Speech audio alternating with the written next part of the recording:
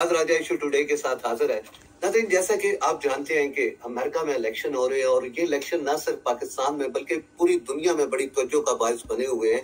क्योंकि after this election ये देखा जाता है कि अमेरिकन पॉलिसियों में क्या कुछ चेंजिंग आएगी, पाकिस्तानी सियासत पे इसके क्या असरात होंगे और खास तौर पे एशिया पर इसके क्या असरात मुरतब होंगे। तो इसी सिलसिले में आज हमारे साथ है साबका सेनेटर मियां अतीक साहब, जिनका इंटरनेशनल सियासत पे बड़ी गहरी नजर होती है। तो आइए उनसे आपकी मुलाकात करवाते हैं और ये जानने की कोशिश करते हैं कि आफ्टर दिस इलेक्शन क्या होने वाला है। अस्सलाम वालेकुम मियां साहब। जी वालेकुम सलाम राया साहब, आप खैरियत से हैं? ठीक ठाक हैं? Thank you very much for giving me this opportunity. आज चूंकि आखिरी दिन है, आप समझते हैं कि अमेरिकन में इलेक्शन जो है वो इख्तिताम पजीर होने वाले हैं, तो सर दोनों में से आप किस पार्टी का पल्ला भारी देख रहे हैं? देखिए ये वही पिछली इलेक्शन वाली सूरत हाल है।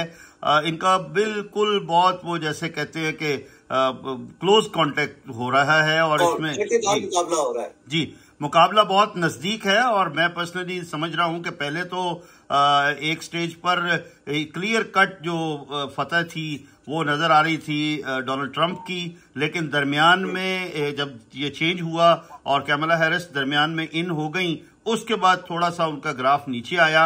लेकिन अभी पिछले दिनों में जो उन्होंने खास तौर पर 3-4 बयान दिए हैं, उसके बाद उनका ग्राफ एक मरतबा फिर काफी ज्यादा तेजी से ऊपर गया है और आने वाले वक्त में मैं समझ रहा हूं, अब चूंकि चंद घंटे बकाया रह गए हैं इलेक्शन शुरू होने में और रिजल्ट आने में। वैसे तो ये रिजल्ट एक प्रोसेस है जो बहुत अरसे से चल रहा है, अब तो फाइनल राउंड चल रहा है और वो चंद घंटों में सामने आ जाएगा।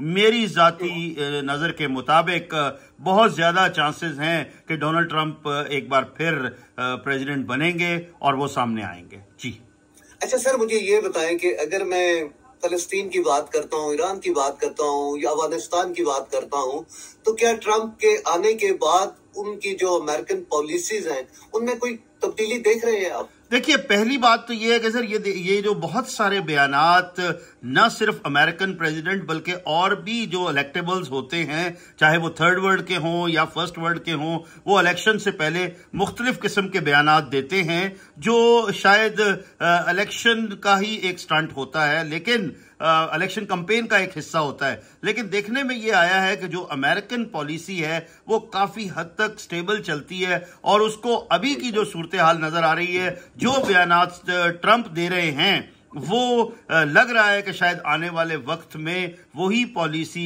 अमेरिकन स्टैब्लिशमेंट की होगी। जैसा कि क्लियर कट उन्होंने ये कहा कि डोनाल्ड ट्रंप ने कि मैं आने के बाद ये जो एक्स्ट्रा बेयर किया जा रहा है और जो एक्सपेंसेस अमेरिकन को उठाने पड़ रहे हैं मुख्तलिफ वॉर्स में, मैं उससे बाहर निकलूंगा और वो पैसा बचाकर मैं डेवलपमेंट पे अमेरिकन की जो मुश्किलात हैं उनको हल करने के लिए लगाऊंगा। This is what their statement is.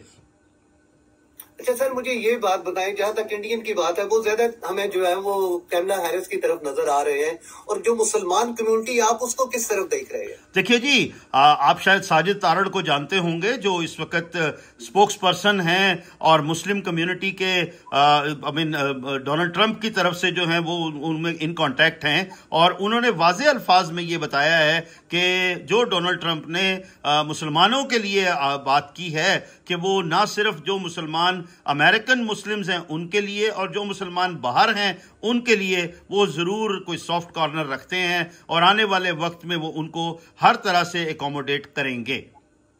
Tarkeen वतन के हवाले से क्या कहेंगे सर आप? जी, तारकीन वतन के लिए देखिए वो तो बड़ी उन्होंने क्लियर कट अपनी पॉलिसी दी है कि आने वाले वक्त में उसको देखेंगे, और मुझे ये लग रहा है कि वो हर वो बात कर रहे हैं जो अमेरिकन ओवरसीज के जो वहां लोग रह रहे हैं उनके लिए और मतलब जो उनकी इकोनॉमी है उनकी बेहतरी के लिए वो सारी बातें कर रहे हैं। और फिर अभी देखना है, जैसा कि पहले भी ट्रंप ने आकर बड़े एग्रेसिव माहौल में सारा कुछ किया था, अब देखते हैं कि वो क्या करेंगे। सर आप क्या समझते हैं कि चले, मैं पाकिस्तान की तो बात नहीं करता, जहां जैसे इलेक्शन होते हैं वो सभी लोग बहुत अच्छी तरह जानते हैं, वहां पर भी कोई इलेक्शन में रद्दोबदल हो सकता है, कोई कंप्यूटर या नहीं sir, that is a developed word. Trump को काफी शिकायत थी सर। बहुत शुक्रिया, थैंक यू वेरी मच। मैं ये कहूंगा, क्योंकि देखिए जी, मैं तो डिजिटल वर्ड को भी अच्छी तरह समझता हूं और मैं दुनिया का पहला डिजिटल सेनेटर हूं, और इस इलेक्शन में जो डिजिटल एक्टिविटीज हैं मैं बड़े गौर से उसको देख रहा हूं, क्योंकि आने वाले वक्त में ये फॉर्म 47 का मामला जो है, ये डिजिटल तरीके की जो एक्टिविटीज हैं और जो डिजिटल फॉर्मेशन है जो इलेक्शन में काम आने वाली है, उसी से ये हल होगा। तो अभी तक जो उन्होंने अपनी डिजिटलाइजेशन की है और जो इलेक्शन प्रोसेस है, आई एम वेरी सॉरी, उसको डाउट करना अच्छी बात नहीं है और इतना आसान भी नहीं है कि वहां पर कोई कुछ करे। बिकॉज देखिए, दोनों पार्टियां बिल्कुल बराबर की हैं और वो समझते हैं, तो किसी को भी मौका नहीं देगा कोई भी सामने वाला कि वो किसी किस्म का कोई ऐसा हरबा इस्तेमाल करे जैसा कि हमारी थर्ड वर्ल्ड में हो जाता है। सो इस इलेक्शन को किसी तरह से भी आप डाउट नहीं कर सकते। चले सर, मैं थोड़ी सी पाकिस्तान की भी बात करता हूँ। हमारी एक सियासी पार्टी, चले मैं नाम नहीं लेता, वो बड़ी उम्मीदें लगा के बैठे हैं ट्रम्प साहब से, और उनका यही कहना है कि अगर ट्रम्प आ जाते हैं तो शायद उनके लिए वो बड़ा सॉफ्ट कॉर्नर रखते हैं, और इसके अलावा शायद जो बानी पीटीआई है उनकी राय में काफी हद तक मदद मिल सकती है। क्या ऐसा मुमकिन है?